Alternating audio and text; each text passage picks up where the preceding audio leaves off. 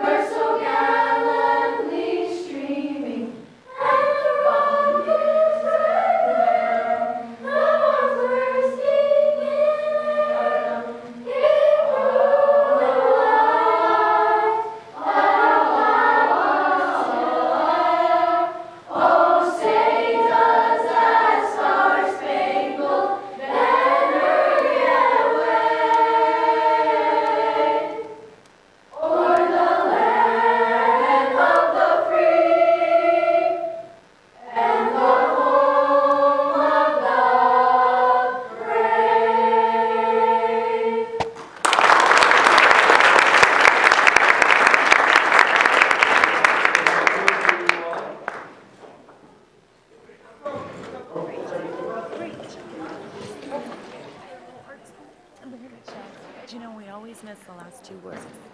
Play ball. Right. Mr. Fernandez, if you could bring those three students back down, we have pins for them. Oh, sorry. No, you're fine.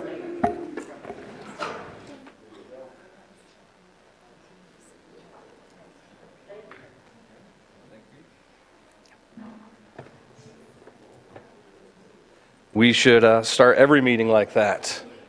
Agreed. Should ever end every meeting like All right, we are going to move on to agenda approval. Mr. President, I move the Board of Education approve the proposed agenda for the regular meeting dated March 10th, 2020. Second. We have a motion and second. Any comments? With none, Veronica, please pull the board. Mr. Troncho? Yes. Mr. Davidek? Aye. Ms. Martinez? Aye. Mr. Math? Aye. Mr. McCoy? Aye. Moving on to minutes approval. Mr. President, I move the Board of Education approve the regular board meeting minutes dated February 25th, 2020.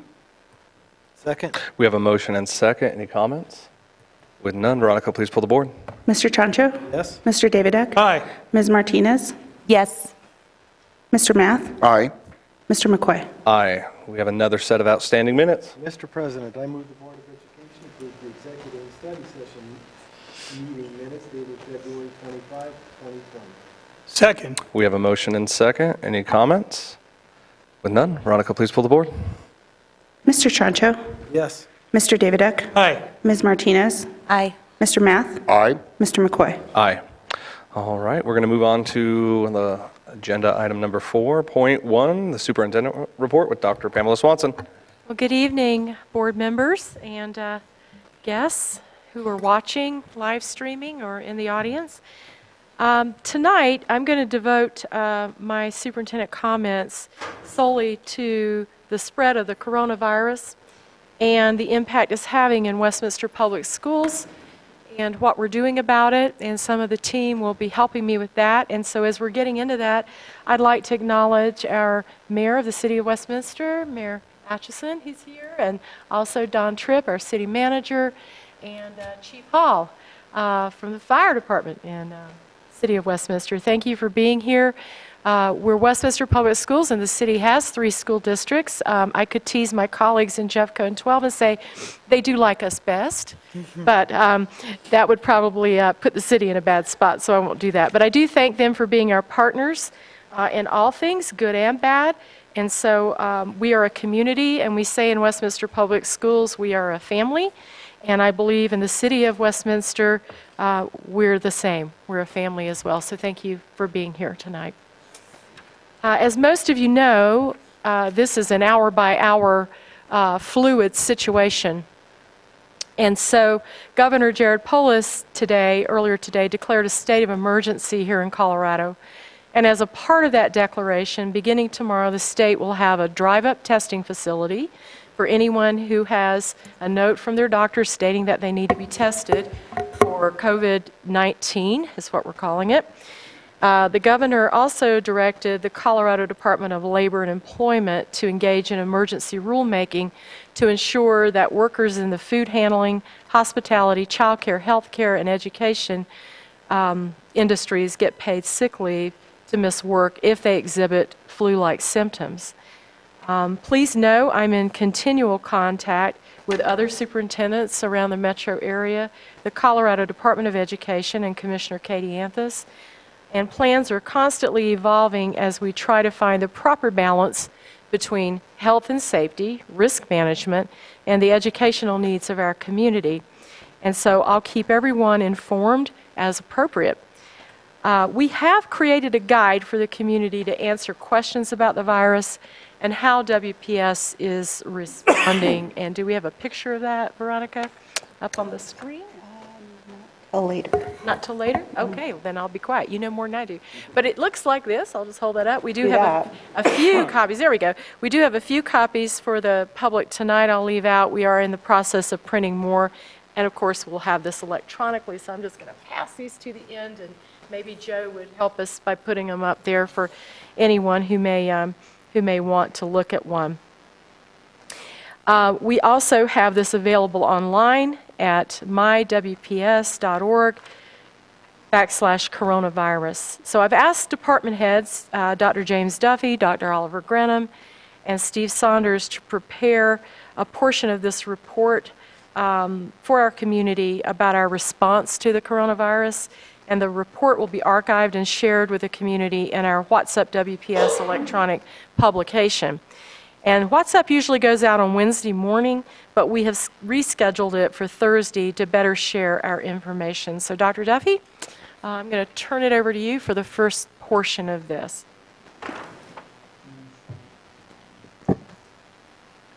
Good evening, Mr. President, members of the board, and Dr. Swanson.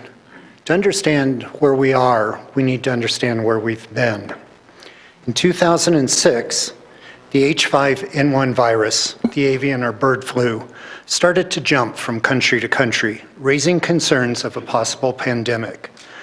While the healthcare field was well versed in planning for large-scale medical emergencies, this was something new to the education world, and with the help of state and local health agencies, we developed our first pandemic preparedness plan. 2009 brought the H1N1 virus, which proved to be more serious than the earlier bird flu, and we updated and enhanced our preparedness plan at that time. It was also during the H1N1 epidemic that we entered into an agreement with Tri-County Health Department to use our schools as community vaccination and response sites. This event led everyone, districts, Tri-County, and state health departments to realize we needed formal agreements for faster mobilization in the event of an emergency. So in 2012, we entered into our first 5-year mutual aid agreement with Tri-County to serve as local vaccine dispensing sites in the event of the occurrence of an emergency epidemic. I should also note that we have a separate agreement with Tri-County to assist in the mass distribution and dispensing of medical countermeasures in the event of a bioterrorist attack. For example, an anthrax attack in the community. So we have a long history of working closely with Tri-County. I believe it is important for you to have this background so you have an understanding that planning for an event like the present coronavirus is unfortunately the new reality for school districts, and an understanding that planning for the current event didn't start a month ago. It started years ago. I also think it's important for you to have an overview of what is in our pandemic preparedness plan. The goals of our plan are to limit the number of illnesses, reduce the spread of the virus within our schools, preserve continuity of essential school functions, minimize educational and social disruptions, minimize academic and economic losses, and work with local and state health departments to coordinate our responses. So how is this done? First, we need to understand the nature of the epidemic. We work closely with public health officials to understand the epidemiology of the virus, the symptoms, patterns of transmission, the who, where, and when of the virus. We then monitor these factors in our schools. Has there been an increase in absenteeism? Is there a pattern or similarities in the absences? We start tracking the data. While we always promote and advocate good hygiene, we start messaging the importance of good health habits and precautionary methods. We also encourage students and staff to stay home if ill. If a student or staff member becomes ill during the day, we practice site-based isolation until the individual has an opportunity to leave the building. And throughout the process, we increase our cleaning efforts and sanitization of our buildings. Communication to staff and community is ramped up, plans for distance learning explored, and how we provide essential services such as meals and mental health support for families in crisis all need to be considered. Now, in alignment with our plan, what have we done to date? The first coronavirus case was detected in China in late December 2019, and the first death reported January 11th, 2020. Globally, we were still in the early stages of understanding this virus. On January 21st, the first case was confirmed in the United States. It was at this time the operations team started discussions regarding our game plan on cleaning and disinfecting our buildings and buses. Team members were charged with reaching out to our custodial supply providers to determine what products were effective against the virus and what industry experts were recommending in the way of cleaning regimes. Within a week, the number of confirmed cases in the United States had jumped to 5. And on January 30th, our nurses sent out material from the Colorado Department of Health to all principals and site-based health providers, which included information on the virus and basic preventative measures, encouraging staff to review basic influenza hygiene measures with students and parents. I think it is an important quote from the letter that will give you an idea of how complex designing a response protocol to an emergent epidemic is. The letter states, "It is too soon to know how severe 2019 nCoV is compared to other coronaviruses or how easily it can spread from person to person. At this point, I want to stress that while a lot was still not known about the virus, within a month of it first being detected, the district had already explored mitigation protocols and had started communicating with our staff. The one thing we did know at this time was that this was a respiratory disease, and at the beginning of February, meetings with custodial staff were taking place to discuss the recommended cleaning products and directing them to focus on surfaces and items that were more likely to have frequent hand contact: doorknobs, light switches, keyboards, computers, desktops, drinking fountains, etc. Procurement also increased ordering of sanitizing wipes, hand sanitizers, soap, mask, and other related products. Getting orders in early has allowed us to be well stocked in the warehouse with these products. From the end of January to the middle of February, the 5 confirmed U.S. cases jumped to 15. Worldwide, hotspots were popping up, with Italy of particular concern. The Front Range chief operating officers and superintendents started discussions on foreign travel. While we didn't have anyone going to Italy, the Westminster Academy of International Studies was sending a group of students to France in April. Not only did we need to tailor our response to local conditions, we now needed to address conditions at a global level. By early March, France closed 120 schools in and around Paris to help contain the spread of the virus. We took the definitive step of postponing this trip. At the end of February, we updated the Board of Education on our efforts to date. Statewide, the communication directors began coordination on how to communicate with school communities. The challenge, as Mr. Saunders said, was how to keep parents informed without alarming them, and as a district, we went live with a coronavirus webpage on February 27th. The 1st of March brought conversations about, if we had to close school, how would we extend learning for our students? And Oliver will have more on this in just a moment. What I hope this overview has provided is some assurance that the district has been proactive in our response to the growing pandemic. Based on our experience with the earlier H1N1, we tried to anticipate the inevitable spread of the virus and start a cleaning and informational campaign early. We want life to continue as close to normal as possible. However, we realize there are some aspects of the current pandemic that are forcing us to be reactionary, though we hope our actions are reasoned and well thought out. You heard just today the governor has called a state of emergency in Colorado, and Dr. Swanson will be highlighting some decisions we have made this afternoon.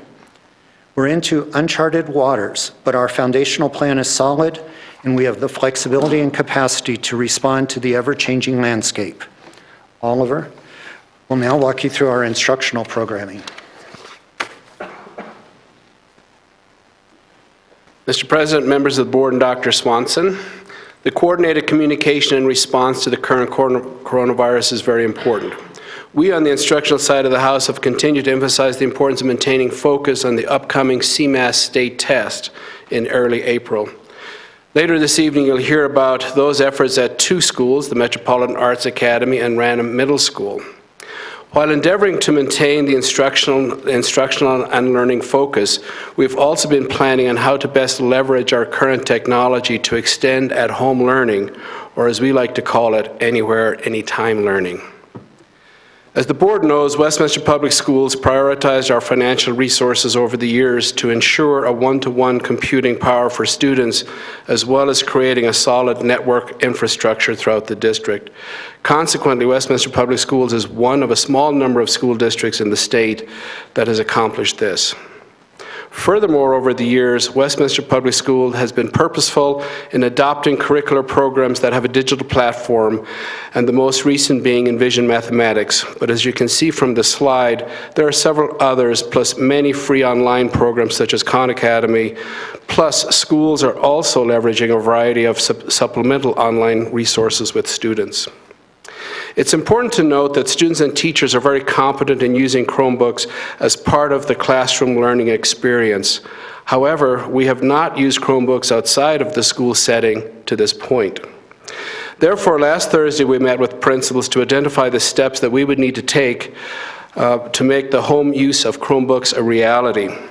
Several steps and issues were identified. The first was having a Chromebook home use agreement on file. This agreement outlines the expectations and responsibilities for use, as well as identifying the households that do not have internet access. Schools are currently distributing and collecting these.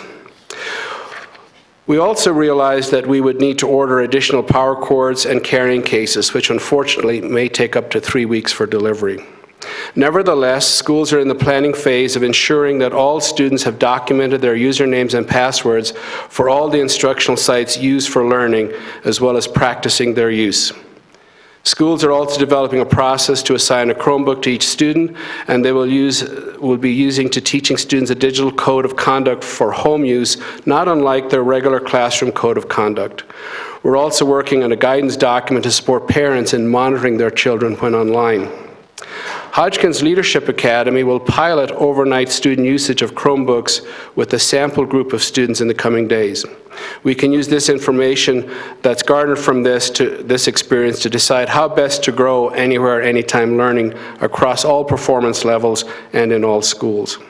However, for the younger children, essentially those in pre-K2, principals thought it best to prepare student packets to include learning activities, review worksheets, level books, etc. for use at home. And finally, we're in the process of developing protocols for principals to be able to communicate with teacher and students should an extended closure be implemented. But I think a key point is to reinforce staying calm during this time with a lot of information coming at all sides from all sorts of media, and keep the focus on learning while kids are in school.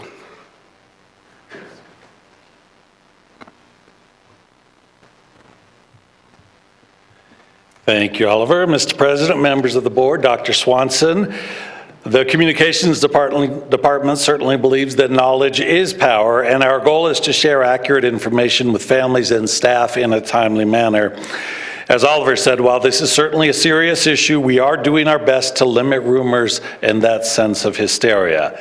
As Dr. Swanson mentioned, the Communications and Operations Department put together a community resource guide that is available to the public at mywps.org/coronavirus. That's what the cover of it looks like right there. It is hoped that this guide will empower families to make smart decisions and keep them informed about the decision-making process at the district level. We will also email it out to families as well. And for those who have not looked through it yet, it's fairly short, but what we decided to do was to create something that was very graphic heavy so that parents could sit down, share it with their children as well. In fact, one of the sections in here is talking to children about COVID-19, how to reassure them, how to make them feel secure and realize that that while it is a serious concern, that serious steps are also being taken. It's really important because I think you guys as parents and Board of Education members have heard a lot of that, people wondering what is too much and where should we be. So we feel like this will be very, very helpful to people. Family and staff are already very familiar with our different communications platforms. They are the same systems that we use for school closures or delays because of weather or emergencies. Our Blackboard communication system, as you can see up there on the graphic, allows us to directly connect with people via telephone, text, or email. There is a component that's incredibly important for the community to take note of. It is critically important that the district has correct phone numbers and email addresses for everyone connected to the system. Families who need to update their information should contact the front office at their individual child's school. District employees should contact the HR department because we can be sending this information out, and it has happened in the past, and people say, I never heard about it. We go back and check and that their email was out of date. So that, for folks watching at home, is critically important to make sure that the school has your right information. Now, we also continue to update our district and school web pages along with our Facebook and Twitter accounts. Many of you have probably seen this important message that has gone up on all web sites first thing in the morning. You have to click to acknowledge that you've read it, then it disappears to the lower corner. But it does keep you updated, and in fact, the latest message, you can't read it there, but it did inform people that we would be live streaming tonight's event as well.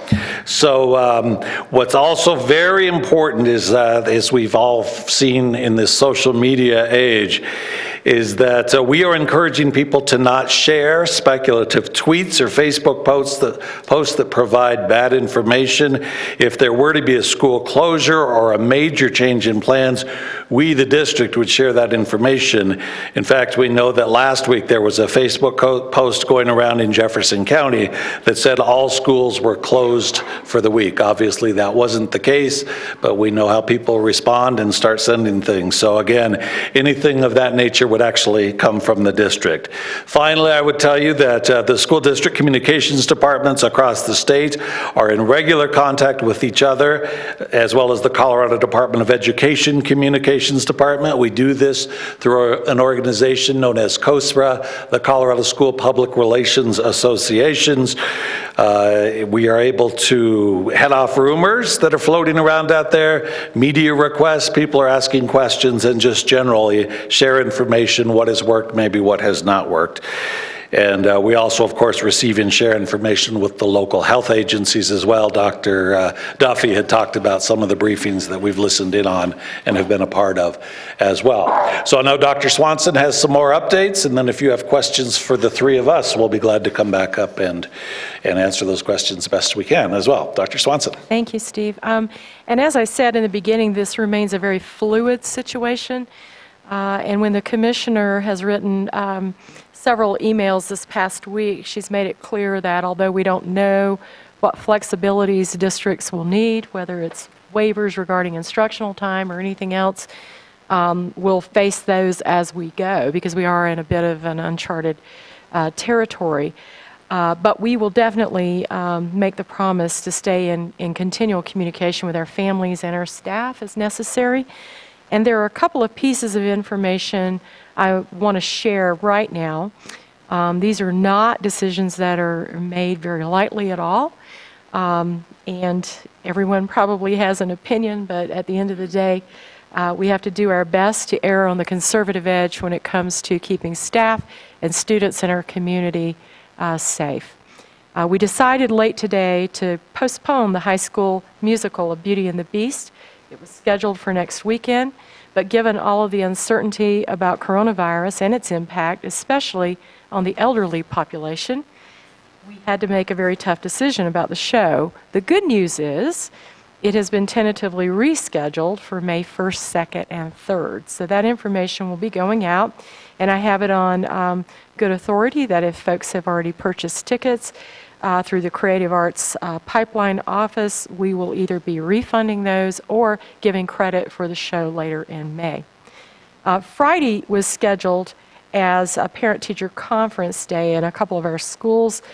In working with principals, what we've decided to do there is to have those sessions conducted now by phone and giving parents notice about that, so they still have that opportunity to have a conference, but we'll be doing that by telephone.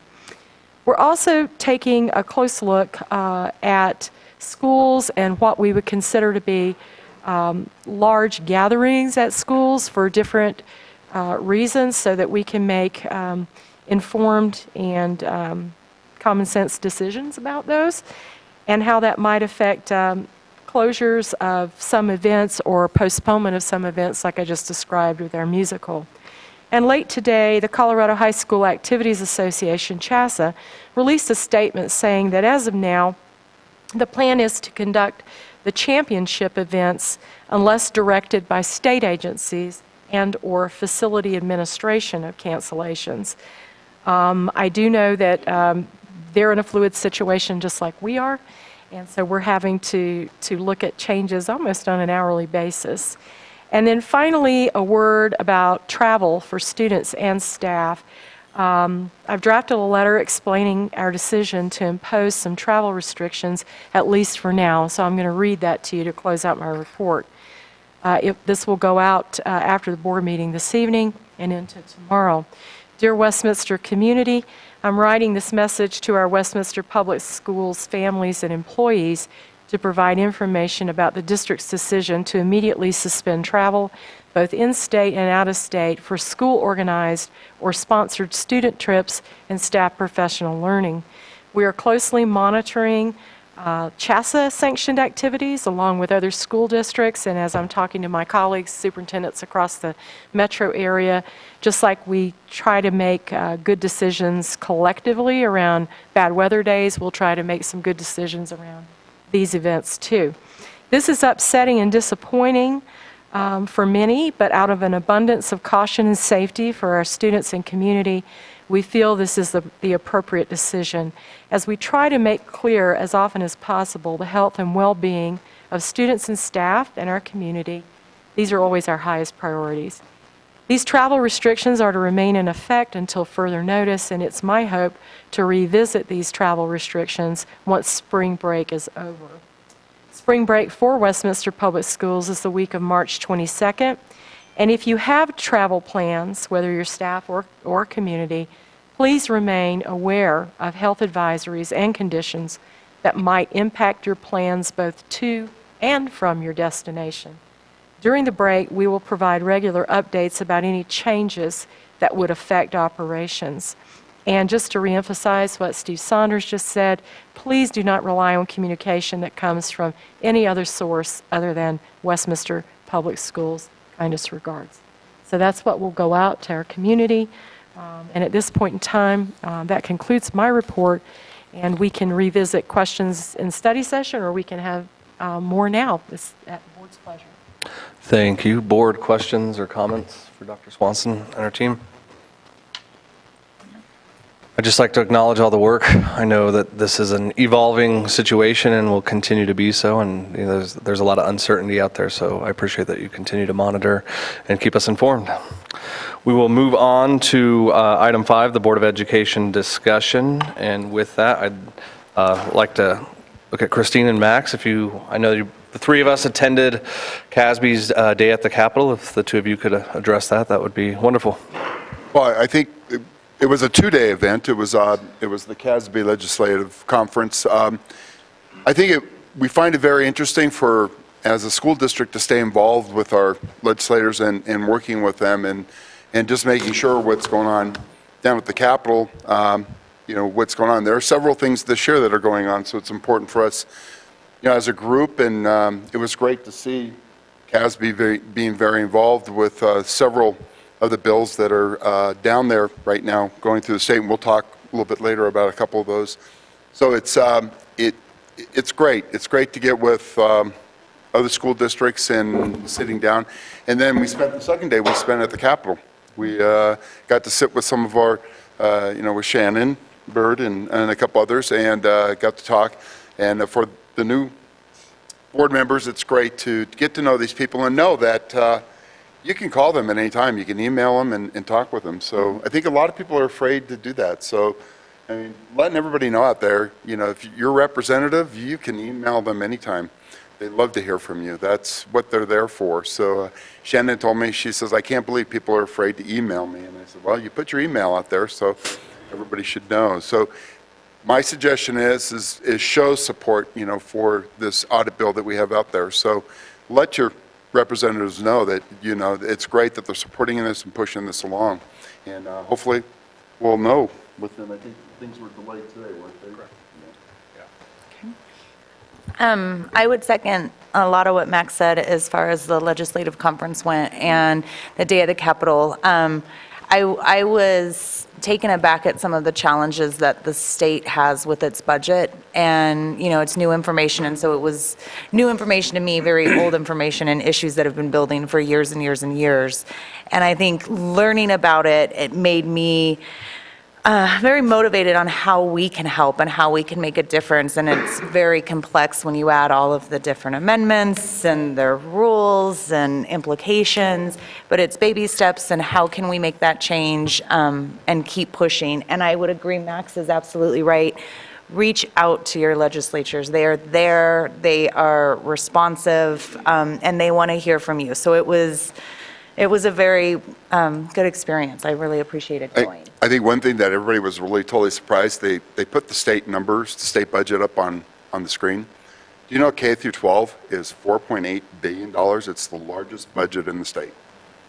Almost twice as much as the next closest budget. So when we look at trying to balance the state budget, we're trying to do anything, of course you have to go to those big funds to be able to find the money you need to balance things. And so that's where we're at today and what's going on. Not that it's the right thing, but it really puts things really in perspective when you really look at what constraints the state has as far as budgeting being a balanced budget. They have to have a balanced budget. So, everything that we do, in healthcare and everything they do, they have to balance the budget with K-12 too. So it was an eye-opener for a lot of people. Thank you. I also wanted to say I attended the family showcase at Sherwood, and it was wonderful, very well put on. The parents did a great job. There was a Zumba teacher and a line dancing and composting and balloon animals. It was so much fun, and the kids were so attentive, and it was just a very good environment. And then I also got to do the Dr. Seuss reading day at Mesa, and that was very enjoyable, just getting to sit down with kiddos and read and then do a little project afterwards. So I enjoyed both of those little activities I did as well. Just on a lighter note, back to your point about Shannon Burt, I reached out to her last Friday, had not heard back. And my phone dinged at 12:30 Monday night, and I thought, oh my gosh, it's Dino. Goodness, I looked and it was Shannon Burt, so you're right. It's, apparently, anytime you reach out, she'll reach out back, so that was very nice. I attended the multicultural celebration Friday night here at the high school, and it was very well attended and some wonderful performances and some great food, so it was a very nice event. So also just to add, we also had the Westminster Foundation. We had the breakfast this week. I'm hoping that was very successful. I apologize. I was going to work it and be there, but I ended up being grandpa for the day, babysitting my new granddaughter. So again, I have to take priorities there, so that became a huge priority for me. So, but that's great, and I'm glad everybody came out and supported it. People don't realize that is our main. That's how we get our kids scholarships, and it's a big factor for us. We got a lot of kids that don't have that opportunity to go to college, and this is the way I think we do it. And it's great to see people come out and support it and give money because it helps us to be able to give these kids scholarships. And I can tell you, I'm on the scholarship board, and I'm telling you, it's amazing to see these kids when they're given a scholarship. Some of them cry. I cry when they cry. So, and I'm a big guy, and they are so excited to have that chance to be the first one to go to college in their family. So it's exciting, and I appreciate everybody who was there and who supports it. All right. Any other commentary? All right, I will reserve my commentary for when we go through our board resolutions later on this evening. So with that said, we're moving to audience comments, and we do have 3 audience members who are participating. First, which this one's very difficult to read. He must have been a random raider, but I think his name is Bob Langrath, who is coming up to discuss the wrestling program.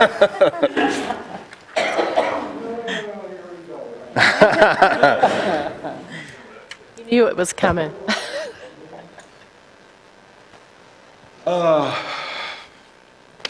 Good evening, Mr. President, members of the board, Dr. Swanson. It's sometimes it's very nice to sit on the other side of the grill and get to see you guys and take it all in and find out how refreshing it is to see the wheels in motion. Dr. Duffy, Dr. Grenham, Steve Saunders just taking care of things, and obviously Dr. Swanson. And then when you have an important thing like this coronavirus thing, and then you see the mayor here, and the city manager, and the fire chief, you really start to think about how thankful you are to be in this community, and with great leadership and good staff members and things. And where I'm leading with this is that it comes with the territory. I know you all know this, that as members, elected members and officials, and I know the city folks know as well, is that most of the time what you're getting concerns and comments about what you aren't doing and what are you loafing about and all that, and they don't necessarily see the good things that you're doing. And as a business owner, and in the service business myself, I so many times I'm involved with that kind of thing. So when it does come that somebody acknowledges that, hey, it's really nice to have that hot water tonight, or I'm glad we got our heat back on, that kind of thing. You exceed their expectations, but that comes with the territory. You all know that. Your job is to educate kids, and you're just expected to do that. And so very rarely does it happen where they pat you on the back and say, hey, thanks for getting my kid through 12 years of school, and now he's on to college. But when you do get that occasional letter, it really does make your day. So I'm here tonight to tell you where you all exceeded my expectations. Recently, Gabe Trujillo reached out to me a couple months ago, and I had forgotten all about this, that we have a wrestling tournament at Westminster High School that the previous year was put in my father's name, and he was a big wrestling nut and obviously always believed in School District 50 as well as Westminster Public Schools. So it was quite a shock when he asked me to come and say some opening words to the tournament this year, and I went over there and went into work first, and I went to the wrestling tournament, and when it was so neat, when I first walked in, all the volunteers wearing a shirt with the Westie Big W on it and with the American flag on it, and then it says Bob Landgraf on it. So it was humbling, it was exciting, I was proud, I was sad, I was a little bit of everything, but then you start looking at the teams that were invited, because this year it was the Westminster High School Invitational, last year it was a regional tournament, but the best teams in the state were there, and then the coaches took me around in the coaches' room, and for all the staff members and the officials, the coaches, they had breakfast, and not just pancakes. They had eggs and bacon and everything you wanted. And then these two ladies back there were just getting ready to start lunch. Spaghetti and all that. And it was just, I was just blown away. And so, you exceeded my expectations, and I really didn't have any clue. So it is nice to come back and say thank you once in a while, and to tell you how much you appreciate things.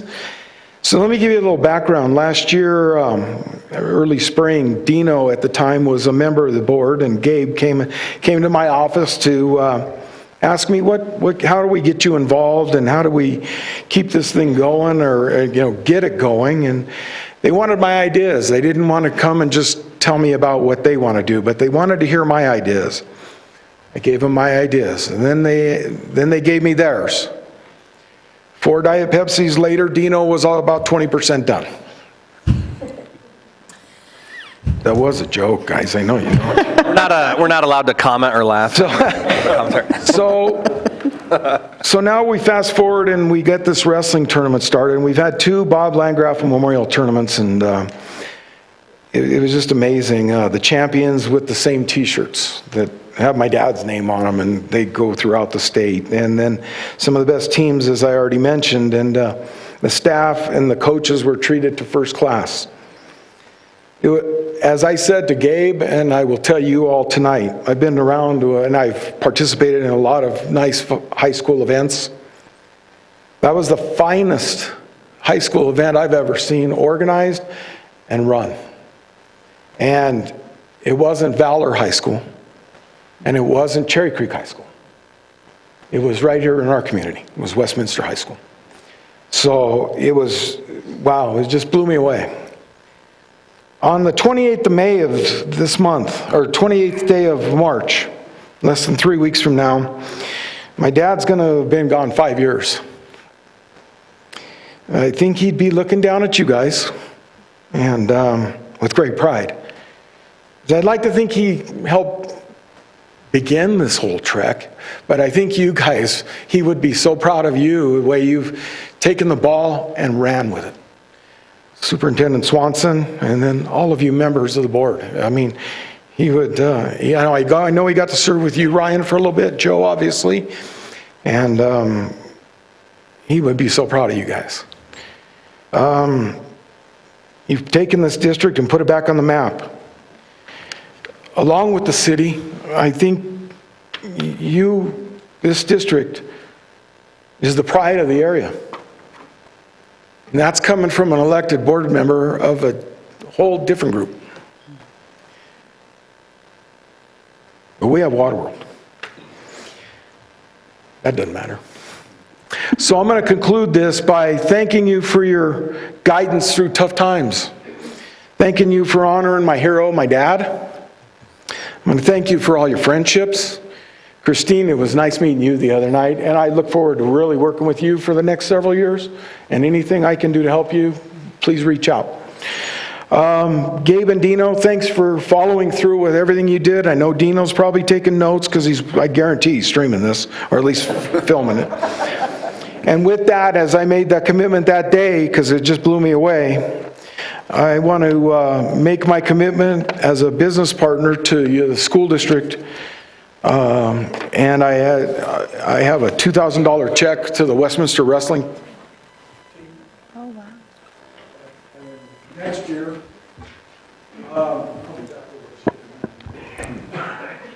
But I guess we got to do this. Oh, we got an elbow, I guess. I'll hug you. But I want to pledge my support to this tournament and this district for ever. And we'll leave it at that. Thank you, Bob. Thank you, guys. Thanks, Bob.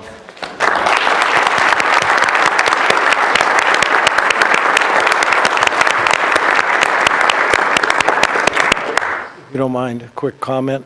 It's against policy, but I'll waive it. You know, we've known each other since the third grade. I can tell you stories that others can't. But I'll just say that this check is it's what you do. It's you've always been so generous, not only to me, you know, but to the district, to the city, to Highland Hills. And this, you know, this you do publicly, but I know, my brother Don can attest, Dr. Swanson too, that you do so much more quietly, privately, that you wouldn't want people to know. On behalf of the school district, we're very, very grateful. I'm sure Highland Hills, City of Westminster would say the same. We know, we appreciate that very much. Your heart is bigger than your family's reputation, and that's not easy. And Bob, you're a lot like your dad. You have a big heart like your dad did, so we appreciate that. I'll say, and this board can attest, there's not many meetings that go by that we don't still reference your father. Because you're right, we wouldn't be where we are today if we didn't have that, not only back in the 80s when he served, but, you know, 10 years ago as well. Thank you. We have another audience member, Fran Groff Gonzalez, who is going to give T-shirts to the board for Red for Ed. She's going to come on down. Are you speaking or just providing? Give a quick update. So, Mr. President, members of the board, and Dr. Swanson, we are going to be having a call at 8 o'clock this evening to find out about the update for the Red for Ed March on the Capitol. But I want to reiterate that the staff and the teachers of Westminster Public Schools from the very, very beginning, when we knew that this was going to be happening, and it was very organic from our members up, felt that it was very important for us to stay in the classroom. And so we are organizing walk-ins, as I mentioned last week. And regardless of what is going to happen statewide, I feel very proud that, again, Westminster Public Schools and Westminster Education Association are being leaders and putting our students first. So with that, I hope I have the right size, as I was guessing. If not, I can switch up. But I have a Red for Ed shirt and some hand sanitizer. Well, thank you, Fran. It's small. And I'll, if I can make a comment. Yeah. We'll waive policy again, Ken. Well, in regards to Fran and the WEA and their sit-in rather than their walk-off, we're one of probably the only school districts that is happening in. Fran, are you paying attention? Yes. Yes. My point is, I had a meeting with a member of the WPS board yesterday, and I was sharing this resolution, the one we were going to do tonight. We were sharing our hits and misses with WA and their union, and I can honestly say that that group was blown away with your commitment, WA's commitment to WPS and working ongoing relationship, good and bad.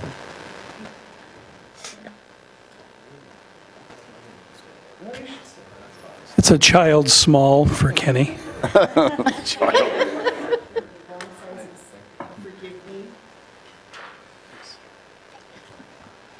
Thank you. And board, I would encourage if you can attend on March 19th, one of your local schools, and you choose which one you'd like to go to and be there to represent the teachers, the staff of WPS. Thank you. Thank you. Thanks, Brian.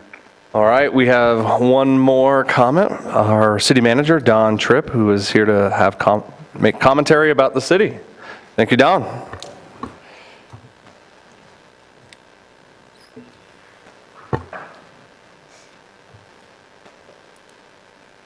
Good evening, and thanks for giving me just a couple of minutes to provide some feedback on the COVID-19 situation here in our city. I want to recognize, I think before he was introduced, but our Mayor Herb Atchison is here, and our Chief of the Fire Department, Doug Hall. I want to thank you, first of all, board members, for your service to our city. We're very, very proud to have you as our namesake. School district in our community, and proud of the work that you're doing, and Dr. Swanson, you and your staff are incredible to work with, and we appreciate all of you very, very much. It's a real treasure to have all of you in our community. I'm going to be very brief. A lot's been said about this situation. The main thing I want to leave with you tonight is that there are many, many different services the city provides from the time you get up in the morning and that alarm goes off and we take a shower and we get ready to go to work, and the streets we drive on, and the places we work, the services that we need throughout the day. When we come home at night, the trails we hike on and walk on, and taking our kids to swimming lessons, and all the different kinds of things that happen in our community. And we're going to try to continue to provide those services through this outbreak in our community. But I will assure you that we know where our priorities are, and that those critical services that we have in our city, our public safety services, water and sewer services, the things that we need to continue to sustain life in our city, are a very high priority, and will continue uninterrupted services in our city. We, at this point, have no confirmed cases of COVID-19 in our city.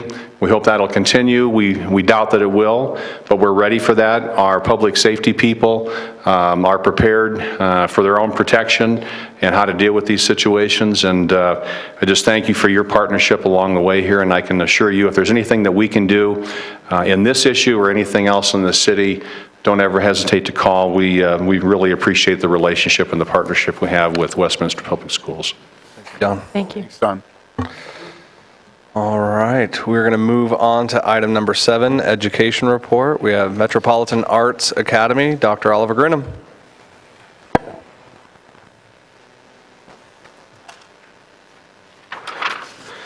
Mr. President, members of the board, and Dr. Swanson, tonight we will hear from the Metropolitan Arts Academy and Random Middle School regarding their achievement results, improvement efforts, and goal commitments for the 2019-20 school year.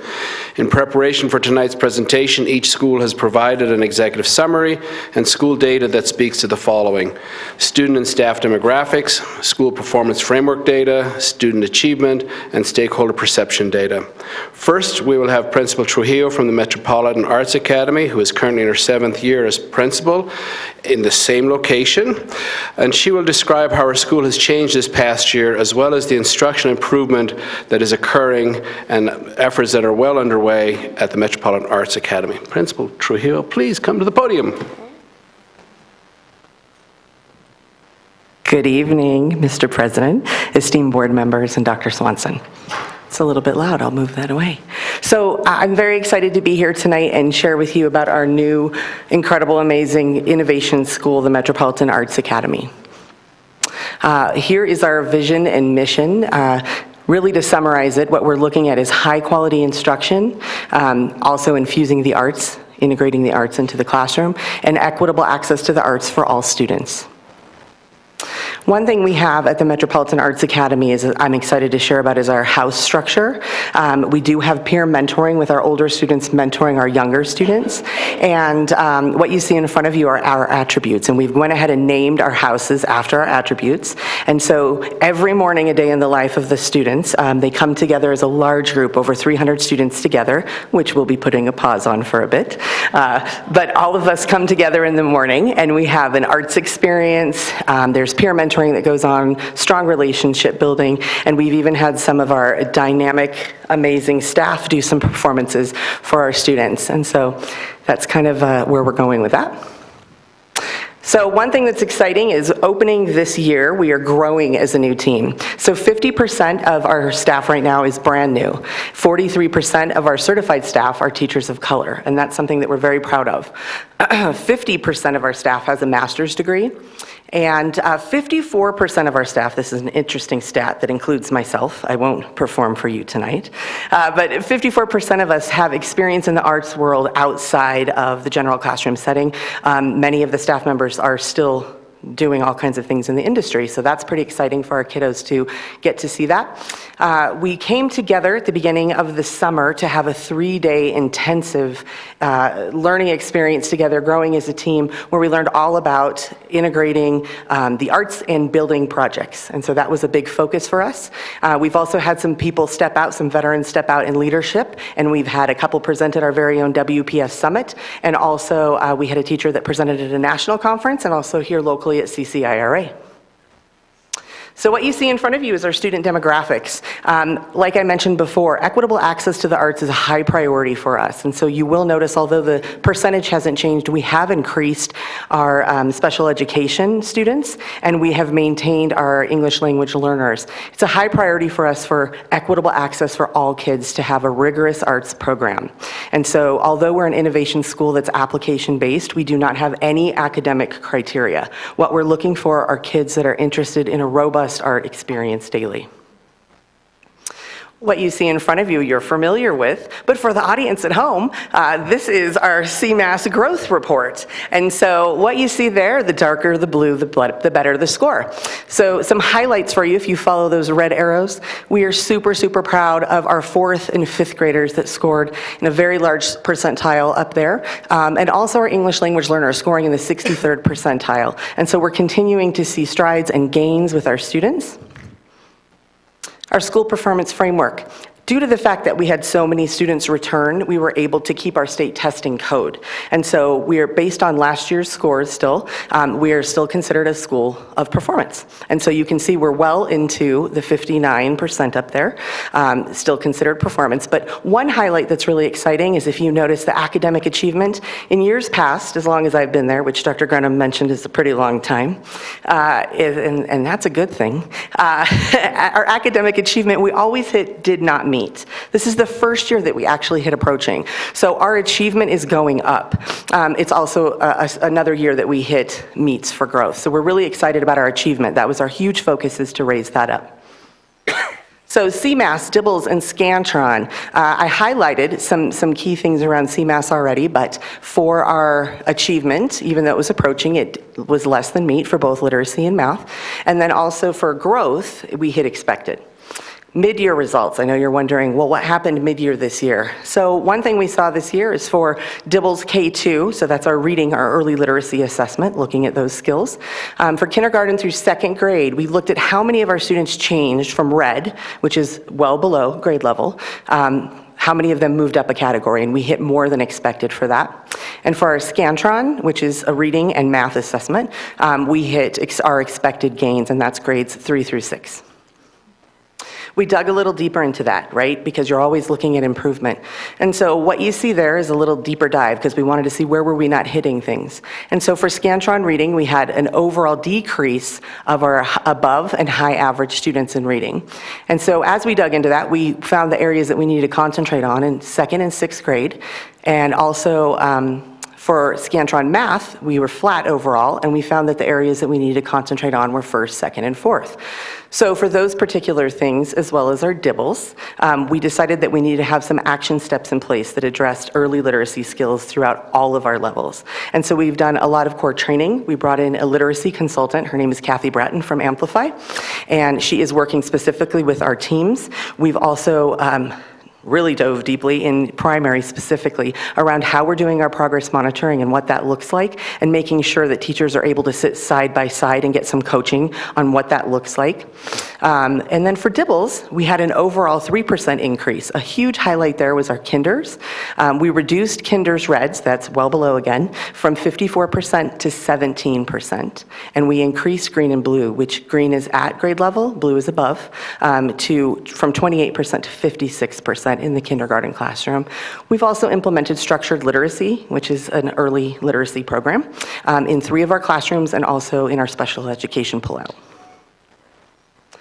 So our instructional model, we started with our district walkthroughs at the beginning of the year, really focused on 8 of the elements. Really felt like that was a strong foothold for us. And as we dove deeper into that, in both my assistant principal, Ariel Higuera, and myself, we go into the classrooms and we give quality feedback to teachers. And what we found is that was a lot to monitor. And so we've scaled that back and really focused on these 3 things. So they aligned great with a brand new team. So tracking student progress, really focusing on competency-based classroom structure, inspiring students, which fits well with the arts, and utilizing long-term projects, which is a huge focus area for us, that project-based learning. So that looks like a lot of text, doesn't it? Don't worry, I'm going to break it down. Everyone remain calm. So this is our professional development. As you can see, the amazing staff behind me does a lot of work, and we have a lot of areas that we are focused on. However, they consistently align. So if you look at each of those columns, you have your early release time and how that's used, and our professional learning communities, and then also our school-wide focus. So if we break apart one of those months, this happens to be a month we're pretty proud of. So in January, for our early release time, we brought in Melissa Sandoval, who did a phenomenal job presenting to our staff on trauma-informed practices. This is an area that we want to continue to grow and take next steps on. We also did an Envisions math preview.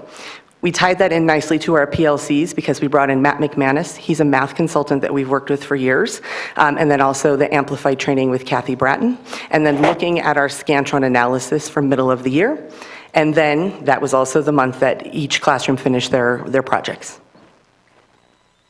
So what's exciting about an innovation school is that we have the flexibility to do what we need for our kiddos. And so one area of this is that in the past, we had several extended learning days when we were METs, and we found that this was a huge thing that our community loved. Kids stayed longer, they were able to get closer, more aligned learning.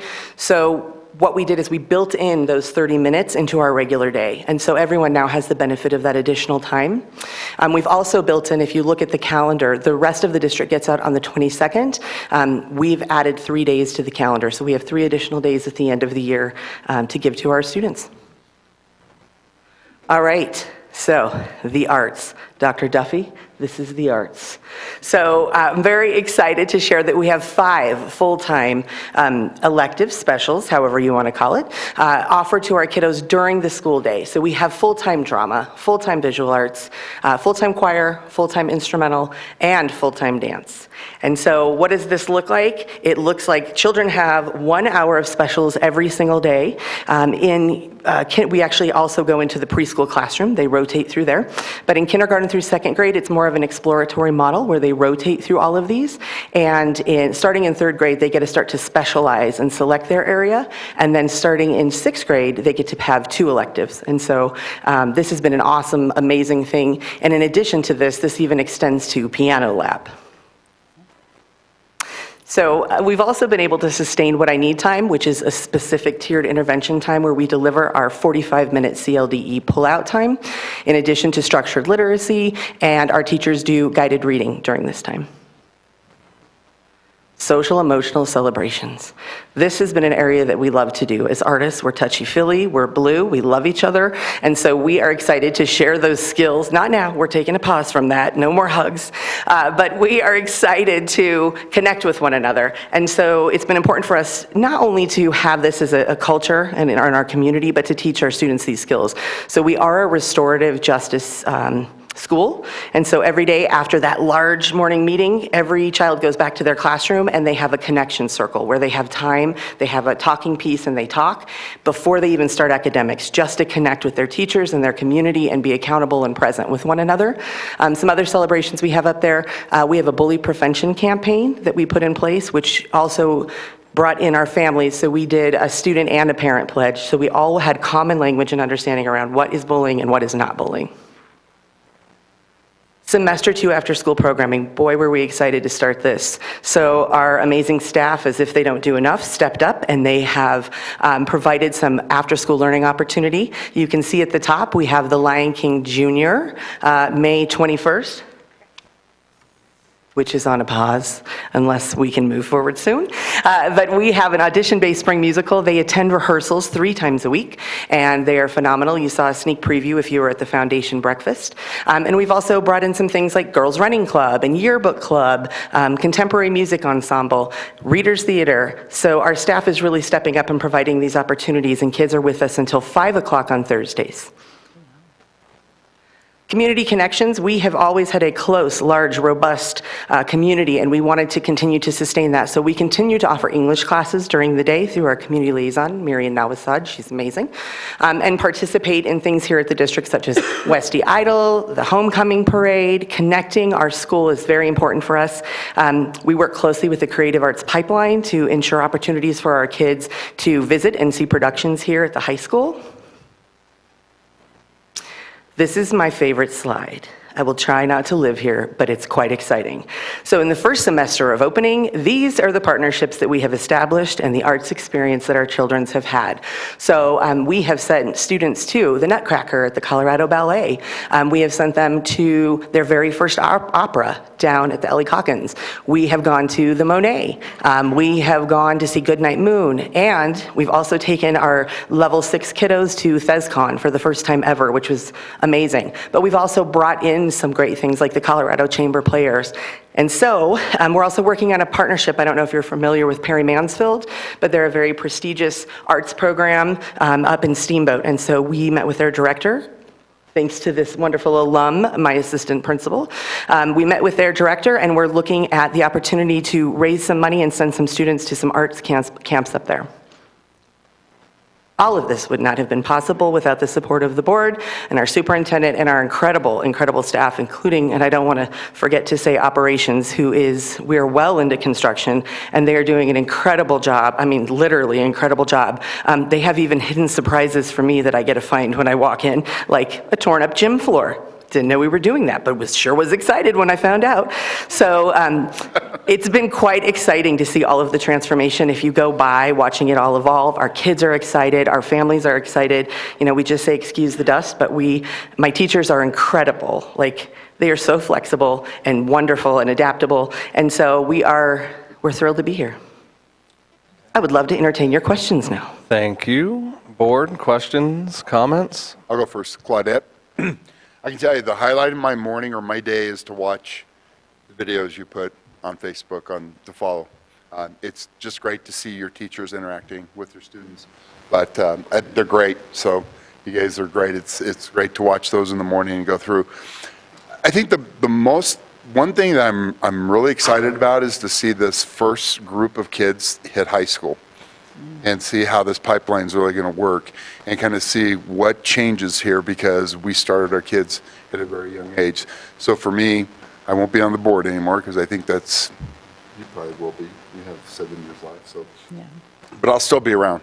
And I would be very excited to see how that works and what happens. And I think you guys are doing a great job. I think, originally when we talked about building this pipeline and doing it, the idea is trying to get kids involved early and getting them to think about the arts program so that by the time they got into high school and were really thinking about going to college and doing it, they were already well on a good path of what they're doing. And so I think we're there. So I'm excited. Yeah, thanks. How many of your students were holdovers from METS? There was over 70%. I don't remember the exact number. And the other 30%, I think you told me, a lot went to Fairview, is that right, or Sherwood? Yes, the boundaries were redone, and their new homeschool either became Fairview or Sherwood. And some, of course, went somewhere else. Yes. And what, that makeup of the other 30%, where do they come from? In district? Majority are in district, but however, the applications that we're getting now, because we started taking applications in January, we have a lot coming from out of district in all grade levels. Letting everybody know. Yeah. A lot of district, they let them know, and so I'm Awesome. glad to hear that. Thank you. We also did some, went and visited some Head Starts and did some recruiting there just to let them know about our school and other schools that were opportunities for them as well. And those that came from other schools in the district, where did you see them come from? There really wasn't a pocket that I saw anyone come from. We sustained the majority of our kiddos, or we had a lot of new kids that moved in. We saw that a lot with what's going on in the community. There's a lot of movement right now, and so we had a lot of families move in and apply, and that's where we saw bulk. So if you're getting any kids from other schools that Mesa, Not a large amount. No. so no transportation issues? Not yet. We do have a bus for families that were coming from last year that will stop this year, and so we're prepared to work with those families. On the electives that the third up get to choose, how long are they in those classes? Semester. For the semester? And Yes, then- unless they elect full year, they can come back and meet with me. So it's really cool to have these first conferences where they come in and advocate, like, I really like dance, I didn't think I was gonna like it, or I really wanna try art. It's interesting to try to balance that, in a small school, but they're absolutely advocating, so they can stay for the full year if they want. Okay, and do you have a ton that are wanting to change, like mid-semester, move from one to the other? The majority changed. Okay. Yeah, and I don't anticipate that being a trend. Primarily, this being the first year, although they get a select, they didn't get to go through the whole wheel of all of them. And so now they have more of an interest to learn about them. And so my guess is that will be more sustainable year-long, starting in third grade as we move forward. First, welcome to a board meeting. We used to see you every single time. We miss your face. Do you? Yeah, the fabulous four that used to always sit Oh, up there. nice. I should have called Cindy Davis out on that too, but we know you guys are busy. She's up there. Oh, there she is. But we talked a lot about the arts, and one of the things you touched a little bit of it. If you could go more in depth in how you incorporate math and science into the curriculum. Sure. So we actually partnered with a company called Redesign and looked at, they bring a wealth of experience, and so they worked with our teachers to train them, but really looking at all of the proficiency scales and aligning them and building projects that were high interest but yet rigorous. And so our first set of projects mostly had math and literacy. However, there are some science and social studies skills. We also have a humanities time in everybody's schedule during the day where they can work on those projects and even self-select some things that they're interested in researching and developing those. And so I know Diane just finished some biographies that she did with her kiddos that were projects that they presented. We just finished a big project on Esperanza Rising, and kids did some set design, and so they were able to bring in social studies content into that and the learning about society and bring that into it. So with all the change that you have going on, and this would be true for all of the innovation schools when you guys are starting anew and learning as you go, and I'm sure there's a lot of growing pains. How do you maintain, while this change is happening, the focus to ensure that our students in our district are seeing the growth and the achievement? Data. Okay. Right? It's really easy to get caught up in, I just want to go in the dance room and watch the babies dance, right? Get my steps in. But now I think it's important for the staff just to continue. That PLC really supports that. The early release time really supports that. Looking at data. Where are our kids? What are you seeing in your classrooms? What more do you need? I'm a big proponent for what do you need? What do you need for me to be able to make X happen? And so really focused on data. We still have a big data board in our office that we bring teachers in and we review and we discuss. And looking at our Empower data, we just completed an Empower audit and met with every team to look at, based on what data is currently in Empower, at what age would this child graduate? What's the projected age? What's that end goal? The day after graduation, the most important day in their career.